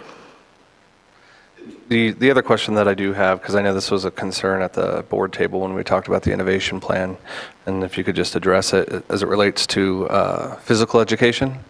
And I know that there's dance, so that, I mean, I get movement, but what opportunities are we providing? Because I'm sure there's students there who are also like athletics, et cetera. Absolutely. So we don't want kids to feel like they are locked into, one specific thing. And so we are participating with our older kiddos in the district opportunities that are coming from Gabe Trujillo's office. We send those flyers home for kids that want to go and try out for the basketball team, whatever sport is coming up. I'm not too good at knowing what sports are happening when, but we send those out. In addition to that, we made sure that we offered as part of our after-school programming, which currently has over 50% of our students participating in that program, that we offered things like yoga, the importance of fitness and health through that. Diane actually teaches that. And we also offered girls running club just to encourage that. So we talk a lot with our kids, especially in those specials classes, about stamina. When you're a musician and you're up there playing, you've got to play through the stamina of an actress or an actor. Just having that physical stamina and how important it is to take care of your instrument. Well, I guess I'll just leave you. I'd like to volunteer the services of Joe Davidek and Dr. Pamela Swanson for maybe one of your mornings to play the piano for the students. So I think that's I will grant that idea. opportunity to you. Just work with their schedules. The artist. Maybe Delegate. the dueling pianos. I love it. Yeah. I was just wondering, how goes the battle with trying to find or define highly qualified individuals given your, within the arts, because we don't carry around cards that said, "Hi, I'm Joe, I'm a piano player." So how is that going? How are you trying to get that? Are you talking about specifically industry professionals? Yes. So I happen to be working with the Creative Arts Pipeline and Mr. Leday and my boss, Jenny Gatto, soon to be Dr. Jenny Gatto, about how we can recruit and retain some of these high-quality arts professionals. And so we have some right now that are, one just got approved, so that we can incorporate bringing them in during the day and also for after-school activities. So we can have more privatized lessons around piano, guitar. Right now we have the piano person ready to roll, but also looking at what that looks like when you're bringing in someone. So we have them doing vendor packets, background checks, making sure they're all clear and safe to come into the school, and then also looking at what does that look like when you're bringing in a professional, how do we set that? So we haven't deployed that yet, but I have been out there recruiting like crazy, and I'm really excited about the people we're bringing in. We have an opera teacher on the docks that will be doing some private lessons with our kiddos. So I think, Clyde, make sure that you guys are involved with CDE because they're working on, for CTE also, getting like an electrician to be a teacher because they're coming from business being an electrician, not getting paid what they did as electrician, and they don't want to start at the bottom because they are, somebody with 25 years experience is a certified electrician, so he should be paid like having a master's license. So Right. I thought CT and CDLE are working on these types of things with CDE, trying to make sure that there's an equivalent there so they can, these people can come in and teach CT and in the arts program too. What's been exciting is looking at, their repertoire that they're bringing in. And it may not look like they went to college and they got their degree right away. The opera teacher that I spoke of toured Italy. Not now, that's on a pause. But for him, that's what he did. He took a break from this because that was the talent. So really looking at how do you set criteria for bringing in these people and make sure you're bringing in a high-level, rigorous instructor for our kiddos that supports a classical-driven model. I've got a quick question. No, go ahead. When you talk about this piano person, player, person, what does their day look like? Sure. So they wouldn't be full-time. It would just be a few hours a day. But what we're looking at is primarily with our little guys, our primary kiddos, right? So, if it was up to Dr. Swanson, every kindergartner would have a Suzuki violin. And so what we're looking at is bringing in professionals that can support small group pull-out. So during that specials time when the whole class goes to exploratory model, on instrumental day, they may get pulled and go to the piano lab. A small group may get pulled and go to learn the cello, etc. So their instruction is specific to their Specialty. Absolutely. So, and I'm going to attest because my granddaughter just started orchestra, and she, in this last year, since she started, her math has increased incredible, just because of orchestra, because of learning music and understanding it. That's right. It blew my son away because he was like, "Well, how's that?" And I said, "Think about it. what is the correlation between music, reading music, and math with fractions? And he looked at me and goes, oh, I guess so. So, good. I'm glad that you guys have got that. All Okay, right, thanks, you are everyone. free to walk away. Thanks, Thank you for your time. Thank you.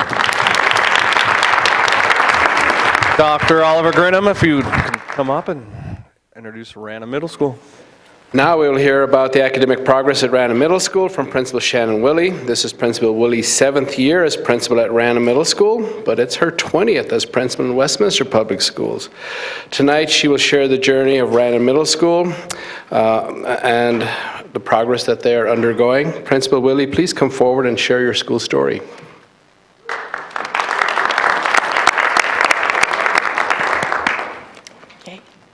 And I get to drive tonight. Nice job, Claudette. Yeah, nice job. You got like 4 giggles, and so that's my goal for the night. So here we go. I have 1. All right. All right. So we're going to start with our school data right off the bat.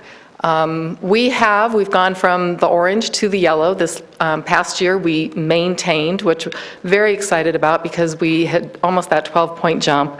But this is my 3rd time to stand here in front of you and do this. And so doggone it, next year this is going to happen. We are fortunate that we are starting to get a little bit more data from the state, which we've not had in the past. We were able to get data to take a look to see what might be in our way, what's the barrier happening. And what was really glaring, where the yellow is highlighted, our written expression and the writing with ideas, our conventions with our CLD kids and our students in poverty is higher than what they're producing, which I think was an aha for us. We also discovered that over 1/3 of our students, when we went through, were not getting any points for the writing. So that was from day one. We've dove in with the help from Jenny and her team to take a look at what we need to do for that. We've also worked with, so the beginning of the year, we went in, Kara Myers, our district literacy coach, which is a new position. So thank you for that because it's made a huge difference for us. We went in, we developed a common rubric to use to score our writing. And the way this rubric, we worked with students, and it was hard for them to take a look at. This one does not show it. It was one of our samples, but you can see there's 2s in different categories, and then there's a 3. But if a student ends up with 1 0 in that category, and most often it happens to be if they address the prompt. So if there's 2 passages and they only addressed 1 passage, they get a 0, and that's how they're ending up with those 0 points. So from August up until now, the entire building uses this rubric. We also spent the month, our early release in September, another gift of time, and the early release in October, which we greatly appreciate. And every teacher in the building, we got into scoring groups, and then our literacy teachers led us through and training us on how to score the writing samples. And then one of our other teachers, Miss Godwin, discovered through the use, we've been using Common Lit, and discovered that with these Part A, Part B questions, if you don't get Part A right, doesn't matter. You can get Part B right, you will not get any points. And so they called the state and found out with CMAS that yes, if you don't get Part A right, you might as well not even answer Part B. So we spent a lot of times working with kids, and the Part B really is great because what it does is it forces the kids to go back in and prove their answer, but we've really had to work with students so they understand how essential that is. Our opportunity in math. And this is kind of, you got to step back for a minute and look, because in this one, the low numbers are good and the high numbers are bad, which is why I put them in the green and the red. There's 4 different categories that we got data back this year. The major content and the supplemental content, the one on top and the one on the bottom, anywhere from 85% to 99% of our kids are at least getting a few points, which is good when you go through and you look at the data. However, in reasoning and modeling, you can see there that anywhere from 35% to 3/4 of our kids were getting 0s in those categories of reasoning and modeling. We were fortunate with literacy. Our focus is on evidence and analysis, and then when we look at the math, it's around reasoning and modeling as well. So we, as a building, we finally gathered around and looked at a problem-solving process, which involves when they first look at a problem, that they deconstruct what is happening, what are they trying to solve for, what information do they have, what strategy do they need to use. Then they move into solving and coming up with a model. Are they going to use a table? Are they going to use an equation? And then, so there we're getting the modeling, and then we are looking at the reasoning. Can then they go back and work it backwards, or can they do something to show that they know they have the right answer? This is an example from one of my teachers behind me, Ms. Fiegels. Will recognize that, of a student using this independently. So we did tables for them to get it started, but then they've gotten to the point where we have kids that are doing this independently. An observation tool that we got from, and I put this so I wouldn't forget the name of it, Principles to Actions. It was recommended by the Envisions trainer, who said if there's one math book you need, this is the book. It's from the National Council of Mathematics. And we latched onto an observation tool in there that we're using. It's a discourse rubric. And it looks what's the teacher's role, what's happening with questioning. We are focusing in on, there's 2 sections around being able to explain what you're doing, your reasoning, and then being able to model what is happening, and then getting to the point where kids can model for each other and they can, hey, I know what you did, I see you did this, and that's what we're looking at trying to do. Our opportunity to decrease behavior incidents. What you see here, last year we had one of our most significant years with the number of behavior incidents at Random between out-of-school suspensions and in-school suspensions. And this is only the data because I wanted to be able to compare it for this year. This is the data from last year from August to March 2019. So we put a number of things in place. We were fortunate with Marzano Academies that they supported us with Rachel's Challenge in August. We've embedded that into, with the work from Ms. Riley, into Knighthood Family curriculum. So we've got curriculum that's been ongoing on top of Rachel's Challenge. We also have social emotional learning that's delivered through Connections and the counselors, and they work together every 3 weeks to align their efforts and what they're doing. And you can see they're teaching our kids about the brain. We've talked about, that frontal cortex, and then what happens when the lizard brain kicks in, because middle school, that happens just sometimes. And that's not just with the teachers. We also, yay, I think I'm at 3. All right, I'm on a roll. Wally worked really, at the beginning of the year, worked on, with some guidance from, inspiration from Mr. Lynch, looking at an intervention academy, because what we found last year with a lot of our suspensions, we had students, it was ongoing, and we couldn't correct the behavior. What we were trying was not working. So right off the bat with registration, we identified the students, worked with parents. Parents were very receptive and very supportive at looking at different types of days, starting with a half a day at Random, then working with Tig and his team over at Hidden Lake. And then when they would come to us, they work through levels. We modeled that after the ISC. So they might start, they start with escorts, no lunch, and as they carry point sheets, and as they earn points for showing that they're doing what they need to be doing, they earn those privileges. So then they move to, and the kids are excited. They'll tell me, Miss, I'm going from level 2 to level 3. And it's really exciting to watch. We also have training in trauma-informed practices. Ms. Sandoval and her team bringing that new support to the district has also been incredible. We borrowed from Tig and his group, Julian Proctor, Pete Rodriguez, and help me with, who was the third? Yeah, Julia. And they came in, and we had some 8th grade girls that just, what happens with us and with middle school is there'll be one fight, and then all of a sudden you've got the siblings, you've got the cousins, you've got the parents, and it runs, and it'll run for 2 months. So we brought in the team, and they sat with these 8th grade girls. It was a 2-day process, and they still come back, and every week or every other week they will check in with the girls, and so far they're doing really well. And then the position of the campus monitor has been phenomenal at Random. Ms. Dana is amazing. We have a practice where if we have a student who has a conflict with a teacher or another student, they have a blue slip and they're pushed out to the office. And then what we do is we coach them, and then we get them back into the class, hopefully within 10 to 15 minutes. And she's helping to make sure that that happens for our kids. So mid-year check and adjustment, and I'm going to start right away with the data from that.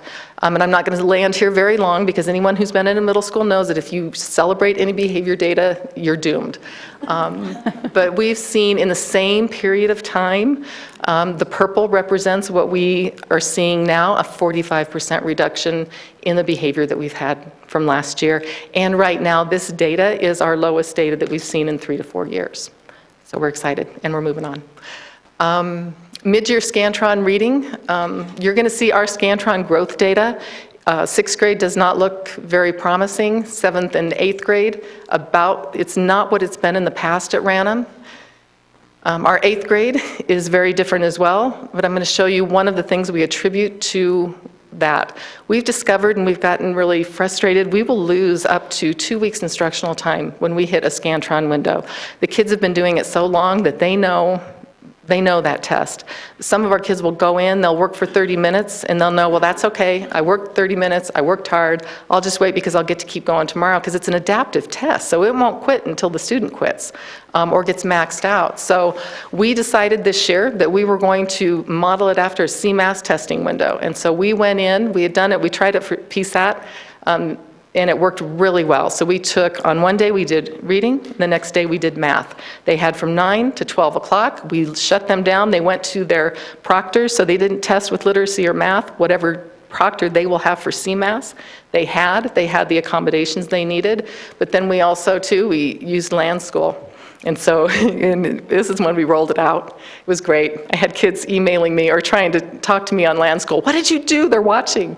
But we shut them down. They couldn't use phones, no calculators, no Google. We had found some students who were learning, you would step up and you'd be roving to check on them. You'd have a student in Google trying to figure out how to solve the math problem. You've had a calculator open, and then you'd have a dictionary open. So we shut everything down. So we do attribute that a lot of this was part of that, but we not taking anything for granted. So we did make our adjustments. So mid-year adjustments, one of the things that we're concerned about is that at middle level, many of our kids have gotten to where they at least have 100 words per minute, and once you have them at that point, it's a battle that we're not having to fight that the elementaries have already worked on for us. But what we're finding is some of the kids have worked so hard to get through that they haven't learned how to engage with the text. So they will go through the motions. So we've been working on our partners. Kristen Lockwood from Avid has come out several times for us and given us guidance on how to get the kids to engage. So one of the first things we did was worked on how you deconstruct a task. You circle the verb, you underline what it is you need to do, and then you go in and number what order you're going to do these things. Then we went in, we brought her in, and she's working with us on how to take kids and put things in place so that they're marking the text, it's annotations. They're going in, they're tracking things that are happening from one paragraph to the next. They're creating visual pictures.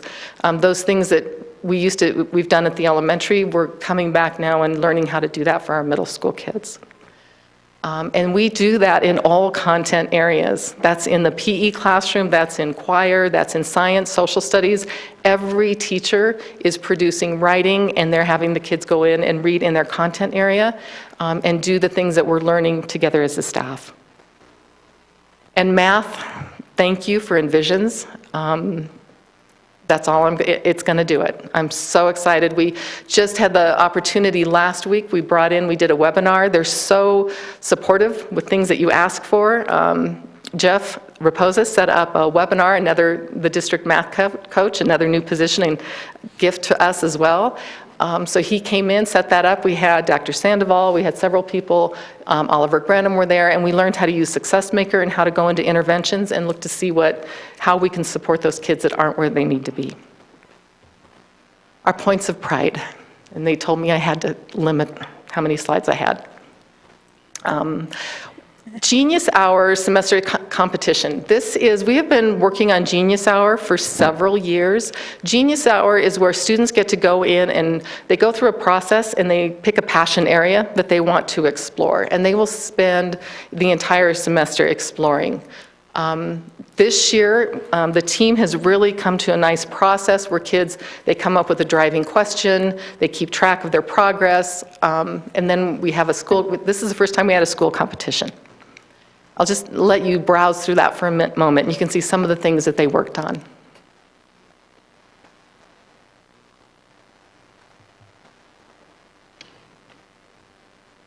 I do have to say my personal favorite was the pumpkin pie. Do you know that he actually baked the pumpkin and then pureed the pumpkin? Yeah. Yeah, so and he documented the whole process. Our winner, we had 25 students who then, they didn't present, but they had to meet certain criteria for the presentations. And then we had a day of a competition, and there were about 25 students that came in, and we have, and if you guys are looking closely, you might recognize a couple judges in there. Tyler McCarroll was our first place winner, and she won a $50 gift card. She really had an elaborate plan on how to volunteer and support animal shelters in the area. But that's Miss David Eck, and that's Miss Fran Graf Gonzalez. And we are looking for a third judge, so who out there would like to be a judge? We'd like to invite you guys. And we'll make room for more if we need more judges. But it's a really... constitute a large group, just FYI. We're okay. Our sixth grade electives wheel. The other thing that we found at Random is that in order to maintain our programs that we have is how do we make sure that every sixth grader gets the opportunity for our programs to make sure that we build what we have. And also the skills that they need to be successful in middle school. So what happens is there's 6 different rotations. They rotate through them every 6 weeks. If I was at Hodgkins Middle School, that was one of the things that we had the wheel there. So going back to some of those tried and true things that have worked in the past. So every 6th grader goes through and they get 6 weeks of learning how to deal the zones of regulation from our counselors. Our counselors take turns teaching that. We have technology, and here you see they're actually learning how to, because they peck, so learning how to use their fingers appropriately so they can be more efficient, but it's also around email, how to use their Google accounts, and use all their drive, everything in their drive. We have a health wheel in there. Piano, because we know that if we can get them into piano, in fact, we have found a student that Mr. Alvarez found in his piano class, went straight from piano to intermediate band, and then at semester we moved him into advanced band. So the piano it's like that, this is where we can find our kids and how we can feed the rest of our programming. Presentations, if you guys remember Jack Worthington, we're fortunate to have him over at Random. He's a Westie grad a few years ago, and he's our drama teacher, and by the end of their 6 weeks, they all get up on stage and they do a speech. And then AVID. Here you can see them doing a Socratic seminar. These are our 6th graders. She does the basic training for them with focus notes, but now she's getting them into philosophical chairs and Socratic seminar. Spring conferences. Claudette talked about the conferences and the conversations they had about students and knowing their trajectory. At Random, we put some things in place during our spring conferences that really sent the message very clearly. The first thing we did is, in order to graduate students, it's not just having the learning targets, they also have to have test scores. So making sure that students know these are your test scores, this is what they're expected to be at this time. So we have that. Then we use Empower to produce this progress report, and it tells them, we focused on the 4 core for this, told them how many learning targets they had and how many they should have had at that point, at mid-year, this point in time. And then we also borrowed this, Wally found this. It's really around those scholarly habits that students have, and they can go into, and they self-assessed on this to see what kind of habits they have as a student. They took those 3 pieces, and then they used this table, and we added attendance down at the bottom, and they looked to see, okay, if you're on level, if you have good testing data, if you're here most every day, and you've got these good habits, you're on a 4-year track to graduate. If you're missing this piece, they highlighted in the different areas, you're on a 5-year track, and at this pace, you may be on a 6-year track. We had these conversations with every single kid that came in for conferences. If we missed them, teachers sent this home, and we had parents sign off on a survey letting us know if they needed more information or if they got what they needed. We had great response from parents and kids and teachers to go with this, because we know it's not enough to say your kid is on a 6-year track. If you want to take control of that trajectory, what can you do? So the staff brainstormed what could be done in each of those categories. And you'll notice we even borrowed from the high school, because our 8th graders needed to see what things were available to them. So we were able to talk about AIM Academy, about the work that the counselors do with them, about the summer intensive. We were able to already start canvassing for that. So, and then a long list there for parents. Student leadership. Real quickly, we've got our AVID students who at conference time, they recruit for their own AVID class. They stay out there and recruit. It's amazing. We have our student council that goes throughout the year. They go to the students and they ask, what do you need? What can we do better? And canvas for ideas, and then take ideas back. We have a group this past couple weeks ago, we had brush visitors come out, and I'm like, oh, they're coming out in about an hour. What are we going to do? Well, I pulled the kids together and I said, okay, I need you guys to come up with a plan. I gave them some guidance, but then they decided, they split up, they created an agenda. They said, this is where they're going to go, this is what we're going to talk about, and they led them through that. We have web, and throughout the year, our web 7th and 8th graders support our 6th graders. And then some people may recognize somebody in the baseball hat there. This is our student council president, and we brought him in so that he could work with Mr. Nick McCoy so that they could talk about bringing a cold water fountain that's a water bottle filler. I had to think about that. That's it. But yeah, so, and we have one, and I think we're one of the few schools that has one, and it was pretty cool. But great opportunities, and the district team they love coming out and working with our kids on this. And he was going to say no to us, and right, Ms. Tonjes, and he didn't say no to the students. So we know how to get things done. And then finally, no principal stands here without the amazing team that is behind them. And the 7 years at Random has been an incredible journey.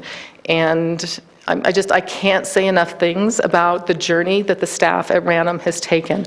What they do, how they collaborate, is just, it's second to none. I'm sorry, Claudette. We all do that for and Matt, you're amazing. They're phenomenal. And this is just, so we did a showcase, and I threw out to them, I said, we've done some amazing things, and we've talked about high reliability schools, and high reliability schools is about proving that what strategies you're choosing to do are making a difference. So I said, I would like to see, and this was optional, let's do a teacher showcase. Let's come back in February, early release. Let's take a look. I want you to work independently or with somebody else, and your goal is to take one of the improvement strategies you feel and has made a difference for kids, and to bring back artifacts and to talk about how quantitatively and qualitatively it's made a difference for kids. And so they did. We had, it was phenomenal. You've got in the upper left, you've got the performing arts where they have their interactive notebooks. They've got the readings that they've been doing with marking the text. In the lower right, you've got looking at what Ms. Goosens has done with her kids. They've created some videos. Then teachers provided feedback, so they gave each teacher, they did glows and grows and questions, and then takeaways. What are they taking away that they're going to use in their classroom? And then they use data. In that upper right hand, you've got Mr. Flail, and he can show where he has tracked from October with our evidence-based responses to January, and it's gone, I think it's like 40 to 70%, from 40% proficient to 70-some, proficient. And then this is what made it all worthwhile. I had several teachers that when they got done, they said, you know what, after seeing what my colleagues did, I have to step up my game. I've got to raise my expectations. So just that transparency, that trust between our teachers, they have each other's backs. It's an amazing team. So I bow to you guys.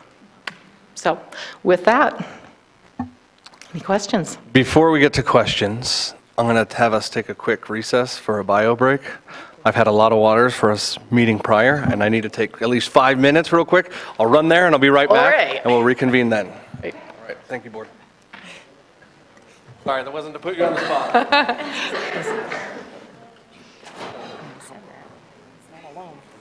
Right, I know, I'm That was really nice.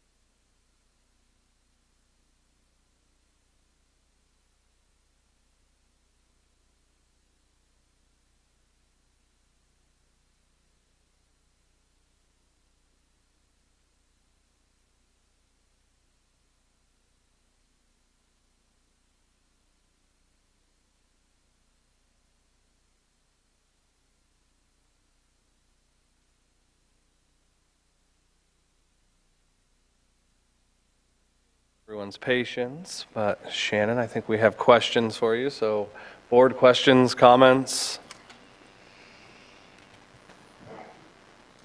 Okay, can we go to slide 4? Yes, because I can drive. Oh, here, I can take you directly to, Oh, okay. So a couple things, because first of all, I think you did a fabulous job of going through the data and also the course corrections you've all made and really focusing in. You made a comment, and I just wanted some clarification. You said you were waiting on data from the state. No, so this is the first time for all the years that we've been with the revised CMAS, we just get the bottom line score. Okay. This past time, and it was as early as August, September, it might have been later. Jenny, was it? When we actually started getting this breakdown. Yeah, but we've not had easy access to this in the past. So we were able to go through and then look for each kid and then count and take a look at this. And it's great to get this information early because It is, and it'd even be more helpful if, in the old days, they used to even break it down and they would give us item maps and they would give us radar maps, so you could at least go in and look at a specific standard. Yeah. That was very helpful. But this gave us something to really land on and pick, and it's the right thing to do anyway. Who can argue that kids need to have evidence and to be able to reason about it? So yeah. So when you were going through the test scores, and were we unaware that, so if you didn't answer number 1 correctly, that number 2 wouldn't We were unaware. We were aware? We're not, We were not aware. yeah, and when I called, yeah, we were not aware. The past couple of years, we got new information from the state, some information about why kids are receiving a 0. Knowing that Part A, Part B, there's impacts to who gets, how you get scores on that. Each year, we get bits of information about new pieces that help kids think the way the test wants them to think. So That's a little tidbits come out each year. But we didn't have any information from the state in regards to this. So is this a good example of the audit bill and accountability and really trying to understand? This is a good example of the... Sorry, I'm using this as a good example, because I'm thinking on the 19th, Yeah, no, your example is something that we should highlight down at the This is a good example, state but we also pushed legislature. the state for the question from principals that we Yeah. could not answer was why are kids getting 0? We'd get these 2 columns Right. with a score on it. So when we'd inquire about that, there was a kind of a silence, and then this is a response to some of those questions that principals channeled through us from the year before. So yes, this is an example of more information would be more helpful to us given the high-stakes nature of how these assessments are used for accountability. absolutely. And isn't that more information that allows us to teach to the test? I think it goes deeper than teaching the test. We really do want kids to be able to reason and do the things that Shannon described earlier. I mean, those are really the outcomes we do want for our graduates at the end of the day, and the results on the test should really be a byproduct of quality learning that's happening in the classroom. And we used it to leverage for the students so that they understood that, okay, you take this Part A, but now this Part B is your opportunity to prove it, and if you go back and your answers aren't proving it, you need to go back and reevaluate your Part A. So we leveraged that information to be able to help them be good decision makers as they're going through the test. And what I do appreciate with TCAP, it'd be multiple choice and you moved on. With the Part A and the Part B, it forces the kids back into proving their answers. So it's the right way to test, but they needed to understand too how essential that Part B is to work together in tandem. Can you, there was another data slide. Can you continue to move forward? I just don't remember which one it was. I don't get, oh, wait. Going? And I might not remember. It was something that you spoke very quickly about, and it had to do with, I think, maybe last year where we were at in our scores and this year. Yeah. Where do I point it over there? Yeah, so here's the math. There's the reading. Is this one you were looking at? I thought it was a dark, one of the bars was darker. It was Was it behavior? 18, 19, I don't think it was behavior. Oh, it was? Okay. Yep, Yeah. okay. And the purple is this year. And the purple is purple because the purple is good this year. I know you highlighted some areas in regards to stuff that the staff is working on. Can you give other examples of what you're doing well in addressing behavior and? Yeah, I mean, it's ongoing, and we hit, just the past couple weeks, we've hit a dip again. But really, I think what's different this year is that we have so many supports in place and so many resources. Hidden Lake and Tig and his department with the ATE program, the Alternative to Expulsion program. And a big piece of it is each kid that's going into one of these programs, they have a daily point sheet that they check out at the end of the day, every day. Wally tracks these and calculates these. And then kids, they either earn privileges, where now they start with escorts from one class to the next all day long. And then they don't have lunch with the kids. And then they start slowly earning those things back, and they earn more classes. We also work closely with Leslie Rodell. And so when we've got a student that looks like it's a behavior that may be out of their control, then we're looking at what steps we need to put in place. Throat's getting dry.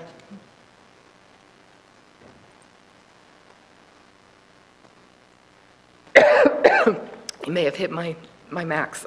No. Well, I was really impressed with the way that you took a look at the data and course corrected and continue to do that. I also loved, I like watching nonverbals. And when you started to present, your entire team leaned forward intently, like, here we are, we're with you. And I just thought that was a good example of what you all are doing, and you're digging in and you're leaning forward for your students. So thank you. I want to give a shout out to Kata. You're here to celebrate and your mom's stuff too, right? Even though you're a teacher over at Scott, so. Great. I usually have more data questions, but you really covered them. Thank you. Yeah. Good job. That's it? Yeah, All right. Thank you very much. Thank you. Thank you. By far, probably the best, definitely the best report of the night. Claudette, you didn't hear that? On Facebook, it's fine. Claudette, are you Facebooking? You missed the comment from one of our board members. He said that Shannon's was by far the best report of the night. Read the minutes. The random one. One from random. All right, we are going to move on to business item 8.1, personnel matters with Mr. Steve Saunders batting in for Mr. Kirk Leday. And I'm going to tease Kirk and say I got a standing ovation when we're done here. But he has a medical procedure tomorrow morning, so he asked me to step in. So, Mr. President, members of the board, Dr. Swanson, I have before you an agenda item, personnel matter from Kirk Leday. The administration recommends the personnel actions as listed on items 1.0, 3.0, and 5.0. Thank you.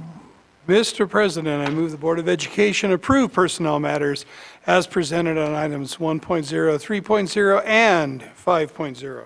Second. We have a motion and second. Any questions or comments? I'm just glad to see we don't have any retirements, so that's good. Usually you lose 40, 50 years in retirements. Yep. Day is young. Don't jinx us. With no other comments, Veronica, please pull the board. Mr. Chancho? Mr. Davidek? Aye. Ms. Martinez? Aye. Mr. Math? Aye. Mr. McCoy? Aye, thank you. Moving on to item 8.2, calendar for the 2020-2021 school year. Dr. James Duffy. We should tell Kirk that everybody stayed for the personnel report since he wasn't here. That was a full house as far as I'm concerned. Absolutely. Mr. President, members of the board, and Dr. Swanson.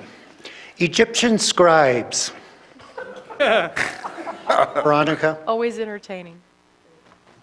The Caesars of Rome. Mayan priests. And yes, even popes have all struggled to create the perfect calendar. But their task was nowhere comparable to that of designing a school calendar. We are lucky to have the Merlin of months, the Wizard of weeks, and the Druid of days Mr. James Stewart, to present our school calendar.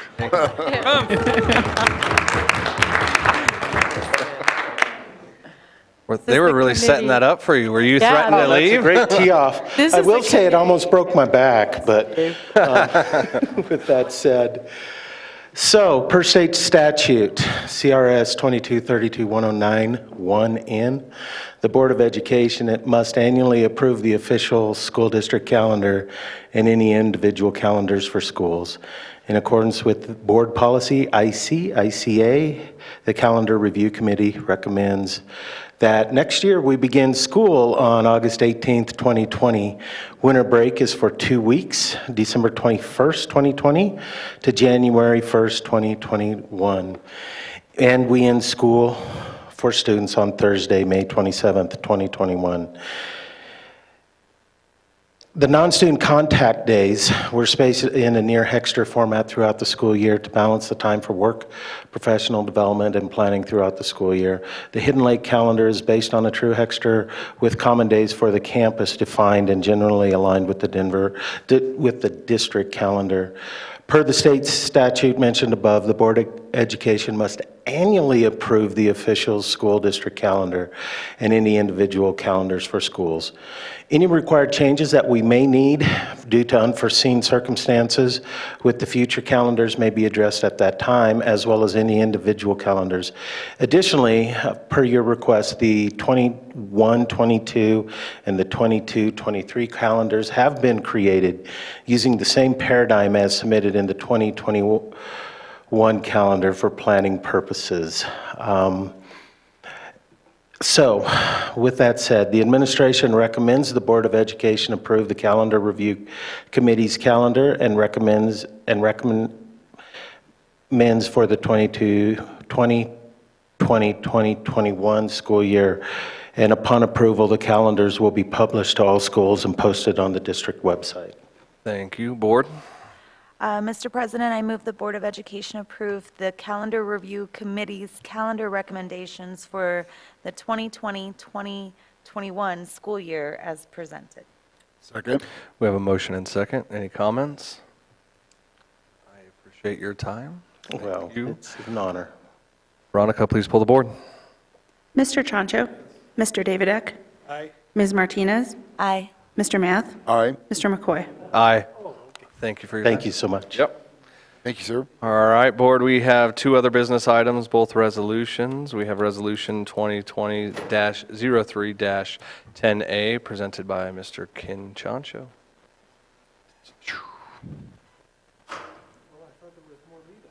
This is the Education Accountability and Accreditation System Audit. Are we So if you could just provide a Yes. snapshot, and then we'll have maybe Mr. I think we Saunders should. read it into the Saunders, read this into the the res. And my, I think the second to the last, or the last whereas really sums it up. Whereas the board believes that the requirements set forth in the bill are necessary to determine whether the Colorado Department of Education's accountability and accreditation system accurately, effectively, and fairly evaluate Colorado schools and school districts. Really, it sets the tone for the entire bill. Mr. Saunders. Okay, thank you very much. Whereas the Board of Education of Westminster Public Schools is committed to ensuring that all of its schools are held accountable to the public for providing rigorous and effective academic programming to district students, and whereas approximately 10 years ago, the legislature passed the Education Accountability Act of 2009, the purpose of which was to ensure a fair, accurate, and reliable system by which the Colorado Department of Education would evaluate the effectiveness of Colorado schools and school districts in the provision of rigorous and effective educational programs to Colorado students, and whereas the Colorado Department of Education has repeatedly made changes to the accountability and accreditation systems, including, but not limited to, changes in the following areas: the performance indicators and how they are measured, the Colorado Growth Medal, Colorado growth model and how it is applied, the statewide targets for performance set by the State Board of Education,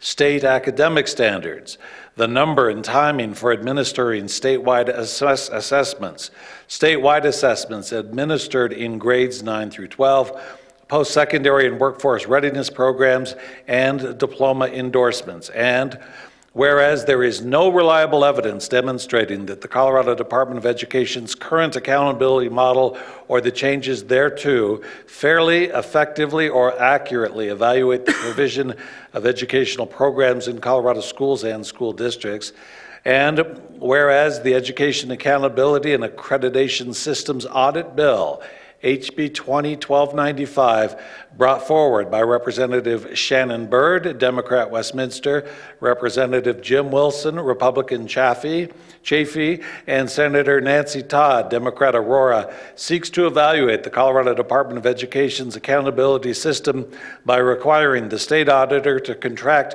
with a public or private entity to conduct a performance audit of the statewide public education accountability and accreditation systems and provide a report thereon to the Colorado Department of Education, the Colorado Board of Education, and the education committees of the General Assembly. And whereas the board believes the requirements set forth in the bill are necessary to determine whether the Colorado Department of Education's accountability and accreditation system accurately, effectively, and fairly evaluate Colorado schools and school districts, now therefore be it resolved that the board hereby approves and endorses the proposed Education Accountability and Accreditation Systems Audit Bill, HB 20-1295, dated and signed this date by the directors of Westminster Public Schools. Thank you. Do we have a motion? Mr. President, I move the Board of Education adopt Resolution 2020-03-10A, signaling support for House Bill 20-1295, the Education Accountability and Accreditation Systems Audit Bill. Second. We have a motion and second. Any comments? I do have one. I'd like to acknowledge all the work that's been put forward to make this, to try to produce this legislation, and really acknowledge Shannon Bird's work in moving this forward. I'd also like to acknowledge the fact that this bill has also been endorsed by CASE, CASB, as well as the CEA. And so when you're looking at the practitioners in education, we are asking to hold the state accountable as well. So looking forward to this.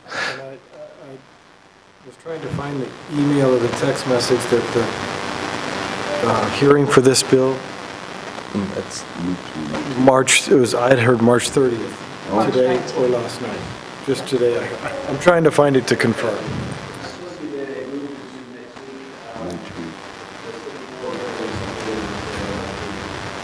Of course they do. I just saw, and I tried to look on the calendar. It's been pushed again. It's not on the committee calendar at all. But I did hear today, March 30th, but I can't find it. Okay. Well, we'll monitor that. Veronica, please pull the board. Mr. Troncho? Yes. Mr. Davidek? Aye. Ms. Martinez? Aye. Mr. Math? Aye. Mr. McCoy? Aye. Thank you. We have another resolution, 2020-03-10B, resolution to signal support for the 2020 Day of Action, presented first by Max Math.